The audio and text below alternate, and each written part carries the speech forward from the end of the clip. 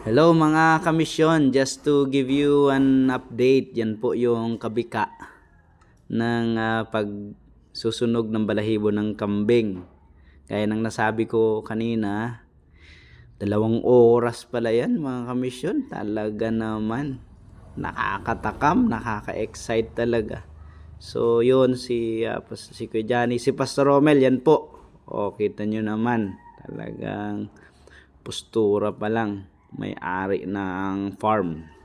So ulitin ko po sa mga napapaibig, just helping a friend, sa mga nagnanais magkatay ng kambing ngayong bagong taon o pagkalipas ng bagong taon, just comment or pwede po kayong mag-chat. And then 8,000 ang lalaki, samantalang ang inahin ay 6,000, pero negotiable konti upon viewing. Yan po yung kanilang farm. So yan ang farm, part po ng farm ni na Pastor Romel. Yan, sana naik po yan mga kamisyon. Nakatuwa naman si Lord. Yan po ang bossing, Pastor Romel, bossing, ang owner po ng farm.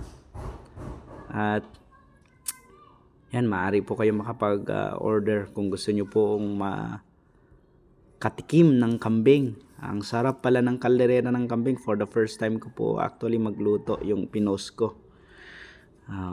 Ganun pala ang pagluluto. Nasarapan po yung aming bunso actually dun sa resulta. Sabi niya ayaw niya daw, pero nung naamoy niya yung bango, nasarapan siya, kumain siya. So God bless po mga kamisyon.